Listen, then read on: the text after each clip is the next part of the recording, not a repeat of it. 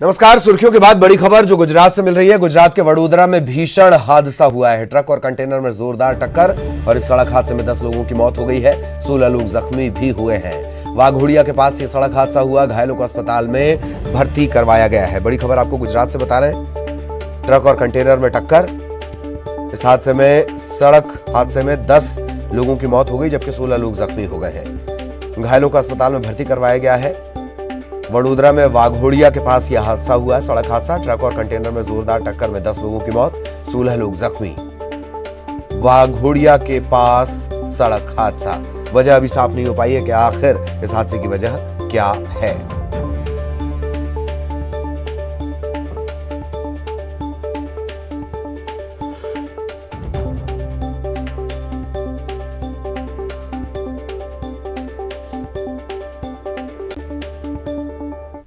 चलिए मध्य प्रदेश का रुख करेंगे। लव जिहाद का विधेयक आने से पहले ही मध्य प्रदेश में इसका विरोध शुरू हो गया है। प्रदेश के जमीयत उलेमाए हिंद ने इसका विरोध शुरू किया है। मध्य प्रदेश जमीयत उलेमाए हिंद के अध्यक्ष हाजी हारून ने कहा कि लव जिहाद के नाम पर प्रोपोगेंडा किया जा रहा है, उसे रोका जाना चाहिए। लव जिहाद के नाम पर प्रोपोगेंडा किया जा रहा है। पहले तो यूपी में बहुत प्रोपेगेंडा किया गया कि लव जिहाद हो रहा है और उसको रोका जाना चाहिए। हमारी समझ से बिल्कुल बालातर है ये बात, समझ में नहीं आती। लव एक अलग चीज़ है, जिहाद एक अलग चीज़ है। प्यार तो जो है किसी को भी किसी से हो सकता है, लोग साथ रहते हैं और प्यार हो जाता है। जिहाद तो एक मुकद्दस फरीजे का नाम है, उससे प्यार का कोई ताल्लुक नहीं है। देखिए, मैं जाती तौर पर कोई मजहबी तौर पर हम नहीं पसंद करते इस बात पर कि कोई मुसलमान लड़का किसी हिंदू बहन बेटी से शादी करे, लेकिन ये तस्वीर का एक रुख है। तस्वीर में दोनों रुख हैं। ऐसा समाज में सब हो रहा है कि जो लड़का लड़की साथ रहते हैं, चाहे हिंदू हो या मुसलमान हो। कई मिसालें मुसलमानों की भी सामने आती हैं, कई मिसालें हिंदू भाइयों की भी आती हैं। तो प्रोपेगेंडे के जरिए सिर्फ ये साबित करना कि सिर्फ ये मुसलमानों में ऐसा हो रहा है या मुसलमान नौजवान ऐसा कर रहे हैं, हम इसकी घोर निंदा करते हैं। और ऐसा कानून बनाना सरासर भारत के संविधान के खिलाफ है। इससे पहले गृहमंत्री नरोत्तम मिश्रा ने कहा कि आगामी विधानसभा सत्र में शिवराज सरकार लव जिहाद को लेकर धर्म स्वतंत्र कानून के लिए विधेयक पेश करेगी। कानून बन जाने के बाद गैर जमानती धाराओं में केस दर्ज कर 5 साल तक की कठोर सजा दी जाएगी। नरोत्तम मिश्रा के मुताबिक लव जिहाद में सहयोग करने वालों को भी मुख्य आरोपी की तरह सजा दी जाएगी।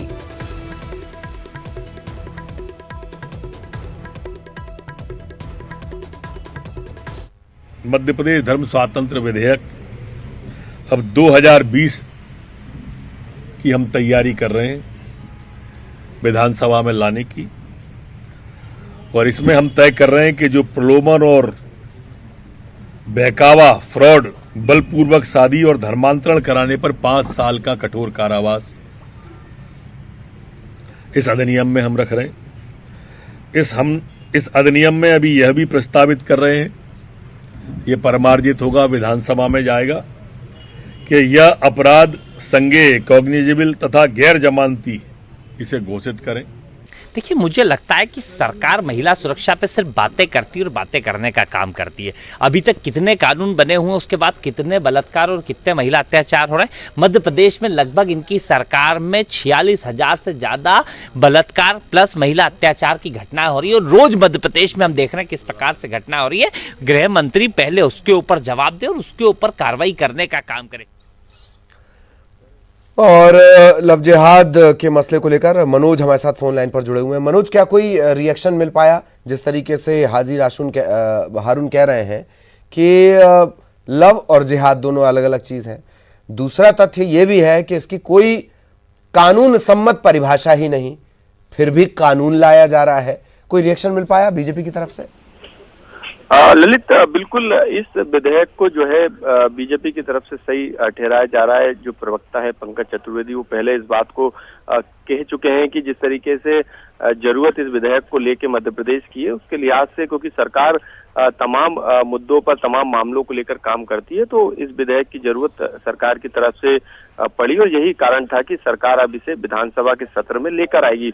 लेकिन कांग्रेस लगातार महिला अपराध को लेकर आरोप जो है सरकार पर लगा रही है और ये कहना है कि एक तरीके से ये एक जाति और समाज और एक धर्म विशेष के लिए किया जा रहा है। हालांकि बीजेपी इसका काउंटर कर रही है और अब जिस तरीके से मुस्लिम संगठन जो है सामने निकल कर आए, खुलकर अब विरोध इस विधेयक का कर रहे हैं, तो ऐसे में तमाम तरीके से मध्य प्रदेश में तमाम जगहों से, तमाम संगठनों के द्वारा, तमाम राजनीतिक दलों के द्वारा अब इसका विरोध जो है शुरू हो गया। हालांकि लगातार जिस तरीके से 1968 में इसी तरीके का विधेयक लाया गया था सरकार के द्वारा उस दौरान, लेकिन उसमें कई ऐसे प्रावधान थे जो अब नए विधेयक में किए गए। जैसे पुराने विधेयक में 2 साल की सजा का प्रावधान था, जमानत थाने से हो जाती थी और जब धर्मांतरण कराना है तो उसकी कोई जानकारी कलेक्टर को नहीं देना थी, इस तरीके के प्रावधान था। लेकिन जो नया 2020 का विधेयक लाने सरकार जा रही है उसके अंदर 5 साल की कठोर कारावास की सजा का प्रावधान किया गया है। इसके अलावा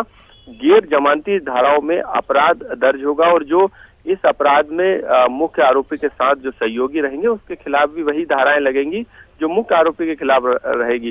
तो तमाम तरीके के प्रावधान नए किए गए। एक प्रावधान नया ये भी किया गया है कि यदि धर्मांतरण करना है तो उसकी जानकारी 1 महीने पहले कलेक्टर को देनी होगी। लेकिन अब चारों तरफ से इस विधेयक को लेकर हंगामे के आसार विधानसभा सत्र में अभी से देखे जा रहे हैं, क्योंकि कांग्रेस की तरफ से लगातार इसका विरोध किया जा रहा है, कांग्रेस की तरफ से लगातार महिला अपराधों का जिक्र किया जा रहा है और मुस्लिम संगठन भी अब इस विधेयक के खिलाफ खुलकर मध्य प्रदेश में सामने आने लगे हैं। मुस्लिम संगठन भी सामने आने लगे हैं। आप लगातार मनोज बने रहे हैं, हम लगातार कोशिश कर रहे हैं कि राजनीतिक दलों से भी दरअसल इस पर सवाल जवाब किए जाए लव जिहाद के नाम पर। जब ये कहा जा रहा है मनोज कि लव जिहाद के नाम पर प्रोपेगेंडा हो रहा है, क्या इसका जवाब सरकार की तरफ से या जो हिमायती हैं उनकी तरफ से नहीं दिया जाना चाहिए? मंत्री ने इस विधेयक को लेकर तमाम जानकारी मीडिया से साझा की थी। उस दौरान उन्होंने कहा था कि देश भर में जिस तरीके का लव जिहाद को लेकर माहौल बना हुआ है, यही सबसे बड़ा कारण है कि मध्य प्रदेश में इसकी जरूरत है, ताकि धर्मांतरण जैसे मामले मध्य प्रदेश में नहीं बढ़े, उस पर रोक लगाई जा सके। हालांकि कांग्रेस का ये कहना है कि जो तमाम तरीके के विधेयक में कानून लाएंगे, तमाम तरीके की जो धाराएं इसमें की गई है, जो कानून के तहत प्रावधान किए गए, वो तमाम प्रावधान ऑलरेडी पहले से हैं, चाहे वो धोखाधड़ी की धारा हो या शादी जबरिया कराने का मामला हो, तो तमाम धाराएं उसमें समाहित है। ऐसे में नए विधेयक की जरूरत क्यों पड़ी? क्योंकि महिला अपराध को लेकर वो तमाम तरीके से सरकार को घेरने की कांग्रेस लगातार कोशिश कर रही है, लेकिन सरकार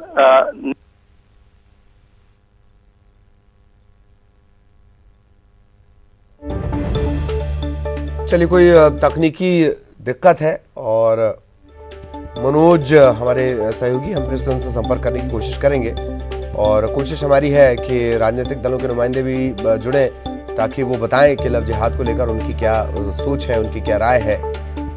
लव जिहाद पर विधेयक आने से पहले ही विरोध शुरू हो गया है और जमीयत उलेमा हिंद मध्य प्रदेश, उन्होंने इस बात पर ऐतराज जताया है। हाजी हारून, उन्होंने ऐतराज जताया। भूपेंद्र गुप्ता इस वक्त हमारे साथ जुड़े हुए हैं। भूपेंद्र गुप्ता साहब, लव जिहाद को लेकर विधेयक विरोध भी हो रहा है, जमीयत उलेमा हिंद ने इसका विरोध भी शुरू कर दिया है और क्या कांग्रेस को भी इस बात से कोई ऐतराज है लव जिहाद को लेकर जो विधेयक आ रहा है उसको लेकर? आपकी चैनल में कहा था कि किसी भी अपराध को रोकने के लिए कोई कानून अगर बनता है तो कांग्रेस को स्वागत करेगी, उसमें उसको कोई आपत्ति नहीं है, लेकिन किस नियत से बनाया जा रहा है उस पर तो चर्चा होनी चाहिए। उस पर जो है समाज का जो है उसमें इन्वॉल्वमेंट होना चाहिए, वो प्रक्रिया सामने आनी चाहिए। और इस तरह का कोई भी कानून जो किसी को चिन्हित करने के लिए जो है या संवैधानिक हमारी जो व्यवस्था है उसको डिस्टर्ब करने वाला अगर कोई कानून बनता है तो ये संसद से आना चाहिए। संसद का अधिकार है ताकि पूरे देश में ऐसे कानूनों की एक रूपता रहे।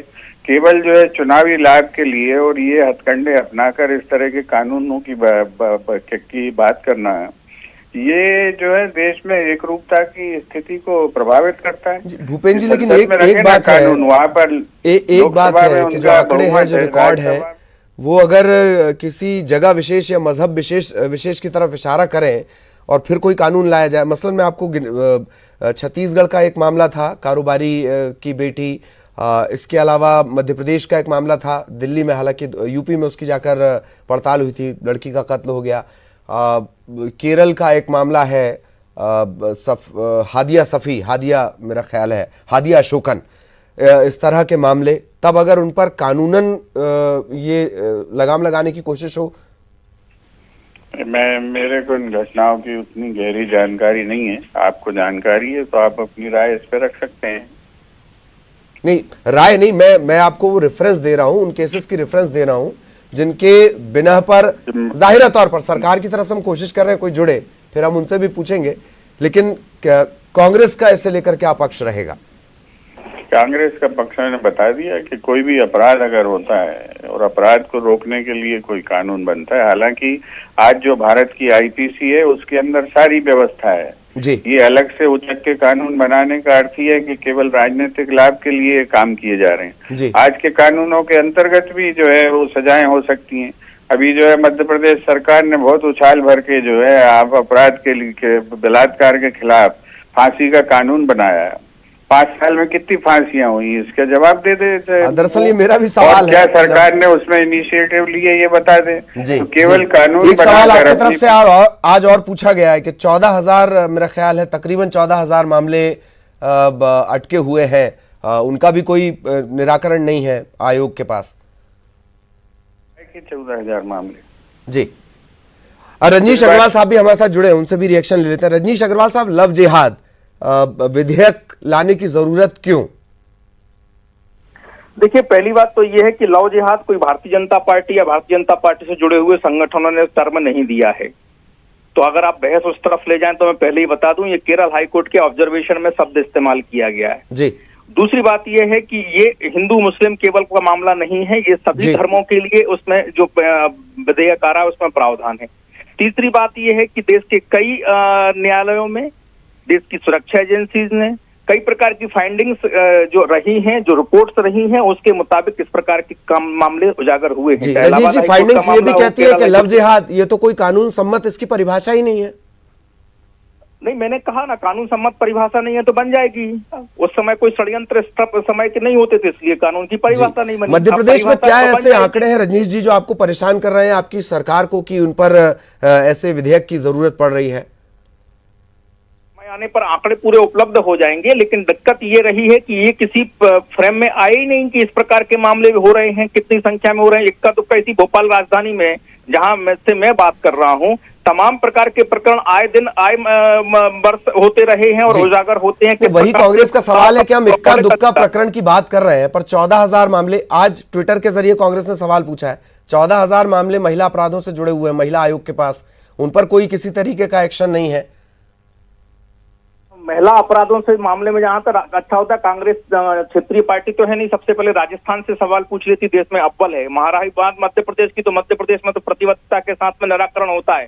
शोभा ओझा जी बैठी है, महिला आयोग के अध्यक्ष पद से इस्तीफा दे दें। जिस प्रकार से वो राजनीति वहां बैठ के करती हैं, जिस प्रकार से उनकी नियुक्ति हुई, जिस प्रकार से मामला उनका हाईकोर्ट में, सवाल तो रजनीश जी रेखा शर्मा भी बहुत नहीं उठाती हैं कई मामले, जहां भाजपा की सरकार है कहां वहां के मामले उठाती हैं वो खींचिए, उनको बताइए कि कौन सा मामला नहीं उठाया, आप उनके बारे में बताइए। अगर आपको ऐसा लगता है कि अगर कोई मामला उनसे नहीं उठाया गया है तो आप उनके बारे में निष्पक्ष, पर राजनीति अगर कर रही हो शोभा ओझा जैसी, तो जरूर उल्लेख करिएगा। आपको मेरा व्यक्तिगत निवेदन है कि जरूर उल्लेख करिएगा अगर राजनीति कर रही हो तो। जी। बागपत के मामले, हाथरस के मामले, खैर मैं वापस लव जिहाद पे आ रहा हूँ। बिल्कुल, बागपत के मामले, हाथरस के मामले, सब जगह के मामले, बहुत जगह के मामले। और क्यों कलर में देखना, बहुत शॉर्ट में एक जरूरी सवाल रजनीश जी, कब तक इसे मूर्त रूप दे पाएंगे आप, और क्या पूरी तैयारी है सरकार की? नहीं, सरकार की पूरी तैयारी है। स्वयं गृह मंत्री जी आप मीडिया को लोगों को बता चुके हैं, और वो जैसा कह चुके हैं कि आने वाले सत्र में इस विधेयक को रखने का प्रयास होगा। तो कांग्रेस को लगता है कि ये गलत है, नहीं करना चाहिए, तो विरोध करें, सदन के भीतर विरोध करें। भूपेन्द्र जी प्लीज कुछ सेकंड्स में सदन में इसे रखा जाएगा, कांग्रेस का स्टैंड?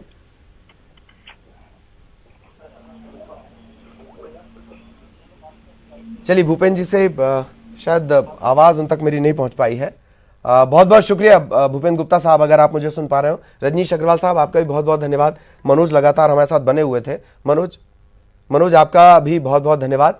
और ये मसला है, दोनों आपने तर्क सुने कि घटनाएं इस तरीके की हैं। जिन 3 रेफरेंस का हमने जिक्र किया उसमें भी एक मजहब का ही बार बार नाम आए और उसके बाद भी हम ये सोचते रहे कि ये देश तो ये जो देश है इसमें तो हम किसी का तुष्टीकरण करेंगे और किसी एक की तरफ हम ध्यान नहीं देंगे, तो ऐसा तो नहीं चलेगा। दूसरा रेफरेंस ये भी है कि क्या वो आंकड़े, क्या वो स्टैटिक्स है जिसके बिहाफ में आप एक ऐसा कानून ला रहे हैं। कांग्रेस ने जो सवाल उठाया कि साहब लेकर आइए आप कानून, कहां कोई एतराज है, पर नियत साफ होनी चाहिए। और ब्रेक के बाद खबर भोपाल से, शिवराज सरकार का बड़ा फैसला, एमपी में बनेगी गौ कैबिनेट। प्रदेश में गौधन के संरक्षण और संवर्धन के लिए गौ कैबिनेट का गठन का फैसला लिया गया है। इसमें पशुपालन, वन पंचायत एवं ग्रामीण विकास, राजस्व, गृह एवं किसान कल्याण विभाग, ये सब इस गौ कैबिनेट में शामिल होंगे। गौ कैबिनेट की पहली बैठक गोपाष्टमी के दिन 22 नवंबर को दोपहर 12 बजे होगी। गौ अभयारण्य सालरिया आगर मालवा में यह बैठक आयोजित की जाएगी। अब इस अभयारण्य की क्या स्थिति है ये भी हमने लगातार आपको दिखाया है। मनोज लगातार हमारे साथ बने हुए हैं। मनोज, बहुत अच्छी बात है, बनना चाहिए इस तरह की कैबिनेट वगैरह, मंत्रालय वगैरह, निगम मंडल वगैरह, पर सवाल यह है कि एक गौ संवर्धन बोर्ड भी है, अखिलेश्वरानंद मेरा ख्याल है उसकी अगुवाई भी कर रहे हैं, तो उसके बावजूद इसकी जरूरत क्यों, और अगर इसकी जरूरत है तो ये अलग क्यों? जी बिल्कुल ललित, सरकार ने फैसला कर लिया और गो कैबिनेट का जो गठन भी कर दिया गया और इसमें कौन कौन से डिपार्टमेंट रहेंगे उसको लेकर भी सरकार के द्वारा फैसला किया गया। पशुपालन, वन पंचायत, ग्रामीण विकास, राजस्व, गृह, किसान कल्याण विभाग, ये तमाम जो डिपार्टमेंट है वो इस कैबिनेट में शामिल होंगे और तारीख भी तय कर दी है कि जो बैठक होनी है वो कहाँ पे होनी है और किस तारीख को होनी है। लेकिन अब इस बैठक को लेके, इस कैबिनेट को लेके अब राजनीति भी शुरू हो गई, क्योंकि कांग्रेस अब ये आरोप काम करते हैं। कांग्रेस का रिएक्शन मनोज सुनवा देते हैं और फिर मैं आपका जवाब कंटिन्यू करवाऊंगा। गौ कैबिनेट पर कांग्रेस के नेता मानक अग्रवाल, उनसे खास बातचीत मनोज ने की। उनका यह कहना है कि बीजेपी सरकार सिर्फ घोषणा करती है, काम कुछ भी नहीं करती। उनकी माने तो कैबिनेट भी सिर्फ ट्वीट तक सीमित रह जाएगी। गो कैबिनेट लाए उसमें कोई दिक्कत नहीं है, लेकिन सिर्फ ये घोषणाएं करते हैं। कमलनाथ जी ने अपनी सरकार के टाइम पर गौशालाएं खोलने का काम किया और मध्य प्रदेश के अंदर दिख रहा था कि उन्होंने काम करके दिखाया, लेकिन उन्होंने ये काम करके नहीं दिखा रहे हैं, सिर्फ गो कैबिनेट लेकर आ रहे हैं। उसके लिए ट्वीट कर दिया है और ट्वीट तक ही सीमित हो जाएगा, इसके बाद उसके ऊपर कोई काम नहीं होगा। आज तक के इतिहास में इन्होंने कोई काम करके नहीं दिखाया। हमने, सरकार हमारी जरूर रही 15 महीने, लेकिन हमने काम करके दिखाया मध्य प्रदेश के लोगों के सामने, तो सारी चीजें जनता के सामने आ जाएंगी। मनोज लगातार हमारे साथ बने हुए हैं। मनोज, कांग्रेस का ने किस तरीके से इस पर रिएक्ट किया है वो आप बता रहे थे, अपना जवाब भी पूरा करें। साथ ही एक ये कि ये जो सवाल कांग्रेस की तरफ से उठाया गया, जवाब तो बनता है, जवाब तो देना होगा। मनोज जी बिल्कुल ललित, आपने सही बात कही कि इसको लेके एक पहले से बोर्ड का गठन किया गया। उस बोर्ड में तमाम तरीके के पद हैं, लेकिन उस बोर्ड ने अभी तक गो अभ्यारण्य, गो संरक्षण को लेकर क्या क्या काम किए ये अभी शायद मुझे लगता है किसी को पता नहीं है। लेकिन इस बीच में यदि गो कैबिनेट सरकार लेके आ रही तो एक अच्छा फैसला, लेकिन अब इसकी उपयोगिता कितनी मध्य प्रदेश में ये भी देखना पड़ेगा। और इसी को लेकर कांग्रेस ललित सवाल खड़े कर रही है और कह रही है कि सिर्फ घोषणाएं की जाती हैं और उसकी तुलना जो है वो कांग्रेस सरकार के दौरान जो गो रक्षा को लेकर जो तमाम गौशालाएं खोली गई, जो काम सरकार कर रही थी 15 महीने के अंदर, उसकी तुलना जो है इस कैबिनेट से कर डाली है कांग्रेस ने। और ये सीधे तौर पर आरोप है कि बीजेपी सिर्फ घोषणाएं करती है, काम कुछ भी नहीं करती। और इसी का उदाहरण देते हुए मानक अग्रवाल ने कहा है कि ये सिर्फ ट्वीट तक सिमट कर रह जाएगा, काम तो कमलनाथ सरकार में हुआ। तो अब दोनों तरफ से बयानबाजी भी सामने आई है कि जरूरत बता रही है मध्य प्रदेश के लिहाज से बीजेपी, लेकिन इस जरूरत को कितना पूरा सरकार कर पाती है, आगे कैबिनेट में क्या क्या फैसले हो पाते हैं, तो तमाम एजेंडा सरकार के पास है। लेकिन कैबिनेट की बैठक के बाद ये तय होगा कि किस एजेंडे पे आगे सरकार इस कैबिनेट के जरिए काम करेगी। चलिए, बहुत बहुत शुक्रिया मनोज इस तमाम जानकारी के लिए। और खबर इंदौर से, हिस्ट्री शीटर साजिद चंदनवाला के अवैध कब्जे गिराए जा रहे हैं। 20 शहर में करोड़ों की सरकारी जमीन पर इसने कब्जा कर रखा था। दुकानें और मकान इसने बना लिए। साजिद चंदनवाला पर 40 से ज्यादा मामले दर्ज हैं। बावजूद इसके ये अपनी संपत्ति बढ़ाता जा रहा था। सारी सरकारें जवाब दें, कोई एक सरकार क्यों जवाब देगी? एनएसए लगा हुआ है, जिला बदर की कार्रवाई धाराओं में जेल जा चुका है साजिद चंदनवाला, फिर भी प्रॉपर्टी करोड़ों की हो गई। रानीपुरा इलाके में 3 दुकान, 1 मकान, इसे जमींदोज किया गया है। इसके अलावा कई और जगह प्रॉपर्टी हैं जिन पर बुलडोजर चल रहा है और चलेगा।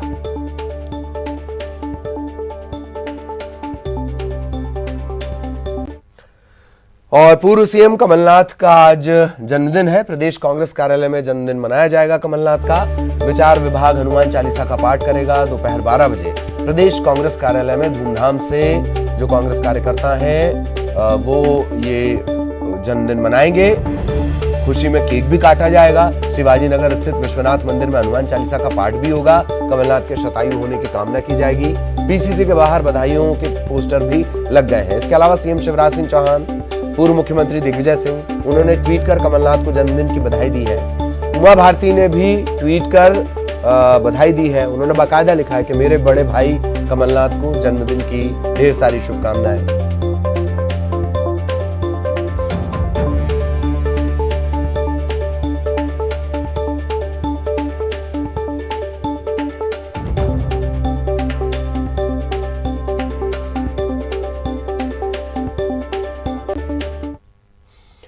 और अब एक खबर छत्तीसगढ़ से आपको बताएं। बिलासपुर पहुंचे खाद्य मंत्री अमरजीत भगत ने प्रदेश में लगातार आत्महत्या के बढ़ते आंकड़े पर केंद्र की योजनाओं को जिम्मेदार ठहराया।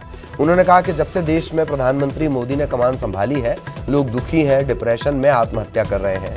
उन्होंने ये भी कहा कि छत्तीसगढ़ में मौजूदा कांग्रेस सरकार ने ऐसा बहुत कुछ किया जिससे लोग डिप्रेशन से बाहर निकल रहे हैं। अचरज की बात है, सवाल उनसे यह भी पूछना चाहिए कि क्या डिप्रेशन से निकलकर इतने ज्यादा वो बाहर निकल चुके हैं, कानून व्यवस्था के लिए चुनौती बन गए, बीड़ी न देने पर खून कर रहे हैं, रेट चश्मे का रेट पूछने पर चाकू चला दे रहे हैं? यह भी सवाल पूछा जाना चाहिए।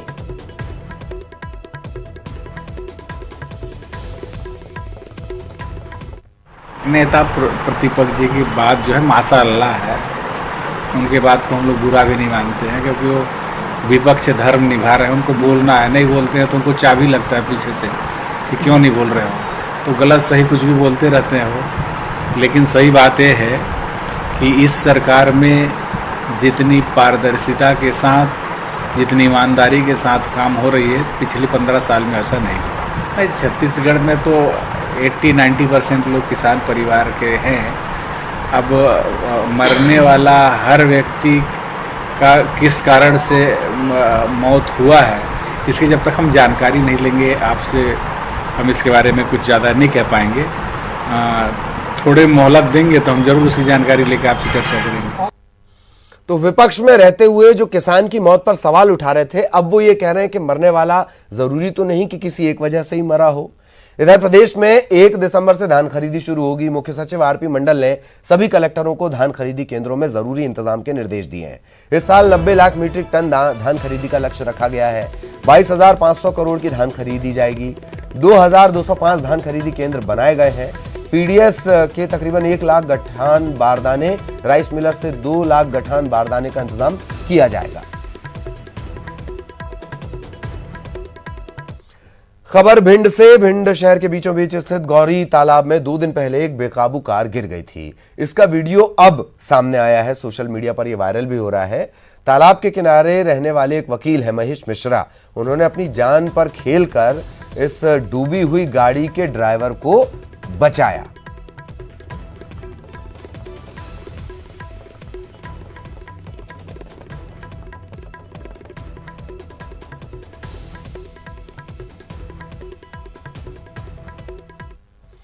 इधर सीधी में 2 यात्री बसों की भिड़ंत हो गई। दोनों यात्री बसों के 12 से ज्यादा यात्री जख्मी हो गए हैं। घटना मड़वास मझौली मुख्य सड़क मार्ग की बताई जा रही है। रामपुर गांव के पास दोनों बसों की टक्कर हो गई। भिड़ंत हुई है, यानी आमने सामने की टक्कर। और जो घायल हैं उन्हें नजदीकी स्वास्थ्य केंद्र में भर्ती करवाया गया है।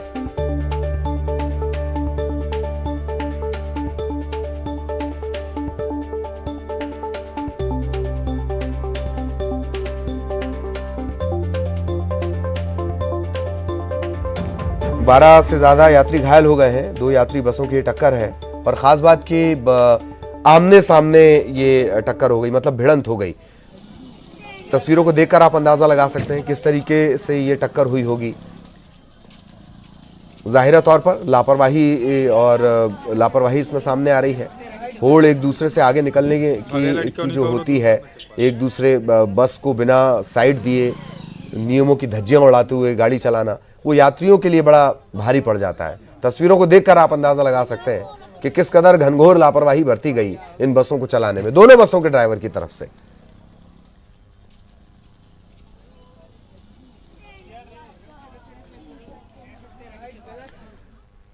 और अब जरा कुछ अच्छे नजारे आपको दिखाएं। मनाली में इन दिनों जमकर बर्फबारी हो रही है, इसकी वजह से ठंड ने दस्तक दे दी है। लेकिन इस बर्फबारी का लुत्फ उठाने के लिए जो सैलानी है वो मनाली का रुख कर रहे हैं, इसीलिए पर्यटन कारोबारियों के चेहरे भी खिल उठे हैं।